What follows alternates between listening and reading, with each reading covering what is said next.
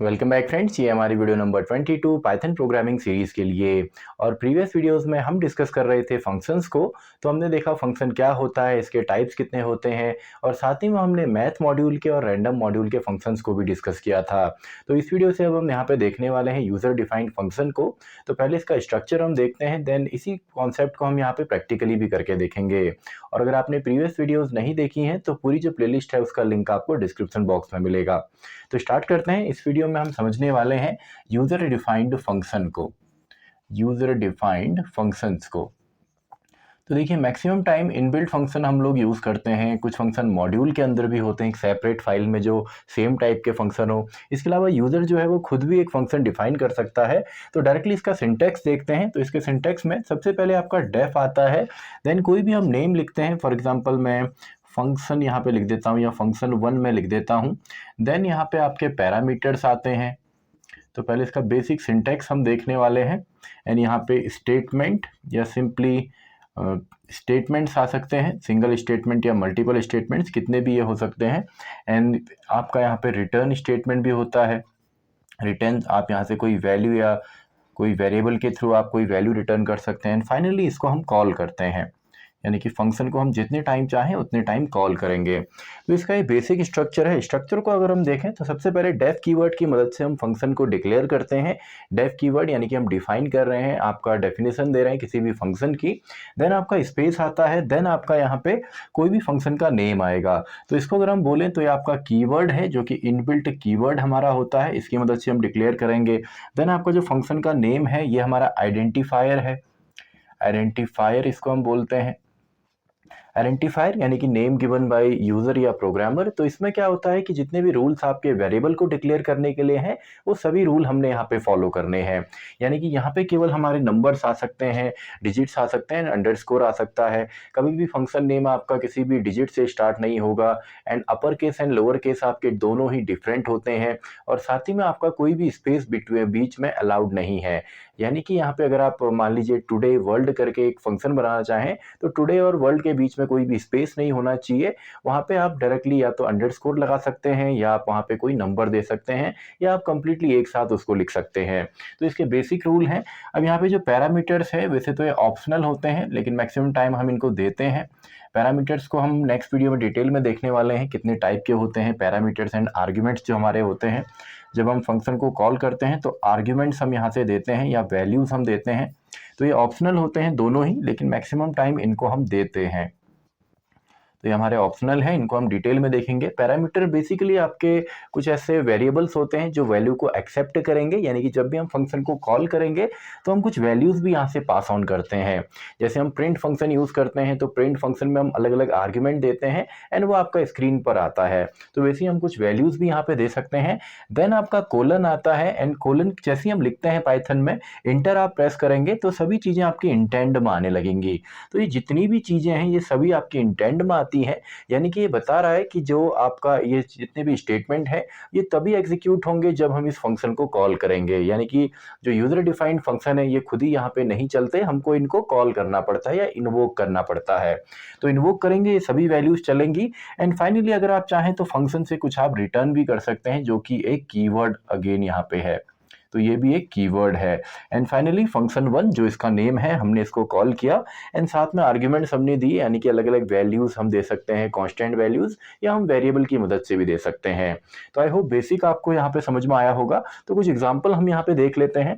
मान लीजिए मैं एक फंक्शन यहाँ पे क्रिएट कर रहा हूँ डेफ, जो कि से हाई, जो कि हमको हाई यहाँ पे बोलेगा। एंड इसमें कोई भी फिलहाल हम पैरामीटर नहीं ले रहे, कोई भी वैल्यू इसमें पास ऑन नहीं कर रहे। तो इसमें हम लिख देते हैं प्रिंट के अंदर hello world, hello world. And simply हम यहाँ पे लिख देते हैं एक और स्टेटमेंट। चलिए हम यहाँ पे लिख देते हैं, मैं लिख देता हूँ this is function, this is function, ये एक फंक्शन है। एंड साथ ही में मैं दो वैल्यू यहाँ पे ले लेता हूँ, A=10, B=20। एंड सिंपली मैं यहाँ पे प्रिंट कर देता हूँ दोनों का सम, यानी कि सम इज आपका A+B। तो इतना काम होने वाला है इस फंक्शन के अंदर, इतने स्टेटमेंट्स हैं। तो जब इसको हम कॉल करेंगे से हाय, तो क्या रिजल्ट आएगा, जैसे ही हमने कॉलिंग करी तो कंट्रोल यहाँ जाएगा। एंड ये आपने ध्यान देना है कि जब भी आप फंक्शन को डिक्लेयर करते हैं तो उसकी डेफिनेशन हमेशा पहले होनी चाहिए, एंड जब हम कॉलिंग करेंगे वो हमेशा बाद में होना चाहिए। यानी कि हमने डिफाइन किया देन हम कॉल कर रहे हैं। अगर ये स्टेटमेंट हम पहले ही लिख दें देन इसको डिक्लेयर करें तो इसमें प्रॉब्लम होगी, क्योंकि पाइथन एक इंटरप्रेटेड लैंग्वेज है, तो लाइन बाय लाइन यहाँ पे आपका जो कोड है वो चलता है। तो पहले हमको डिफाइन करना है देन उसको यूज करेंगे। जैसे प्रिंट फंक्शन ऑलरेडी हमारा डिफाइंड है तब उसको हम यूज कर रहे हैं, ऐसे ही मैथ मॉड्यूल पहले हम उसको इंपोर्ट करते हैं देन उसके फंक्शंस को यूज करते हैं। तो ये बेसिक है, ये आपने ध्यान देना है। इसके अलावा जब भी आप इसको कॉल करेंगे तो सेम हमको रिजल्ट मिलेगा। तो सिंपल सा है, चलिए इसको हम प्रैक्टिकली भी देखते हैं, और वहाँ पे हम एक प्रैक्टिकली ये भी देख लेंगे कैसे हम वैल्यू के बेस पे डायरेक्टली सम निकाल सकते हैं। यानी कि अगर हम यहाँ से कोई वैल्यू भेजते, फॉर एग्जांपल मैंने 2,3 भेजा, एंड यहाँ पे अभी सिंपली हम दो वेरिएबल ले लेते हैं a, b। तो यहाँ पे 2 जो है वो a में जाएगा, जो 3 है वो b में एक्सेप्ट होगा, एंड फाइनली हम इन दोनों को यहाँ पे एड अप कर देते हैं और इन दोनों को हम हैज में यहाँ पे कमेंट में डाल देते हैं। तो सिंपल सा है। आई होप बेसिक स्ट्रक्चर आपको फंक्शन का यहाँ पे समझ में आया होगा।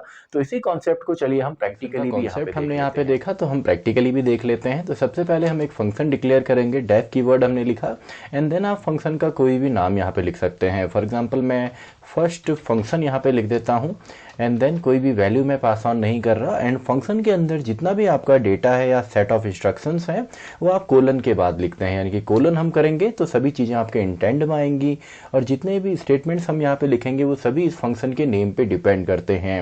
यानी कि जब इसको हम कॉल करेंगे तभी एग्जीक्यूट होंगे। तो चलिए प्रिंट में हम यहाँ पे लिख देते हैं, फॉर एग्जाम्पल हेलो वर्ल्ड में यहाँ पे लिख देता हूँ। इसके अलावा नेक्स्ट में यहाँ पे प्रिंट कर देता हूँ, this is our first function, this is our first function, and मैं दो नंबर्स का सम भी यहाँ पे निकाल लेता हूँ।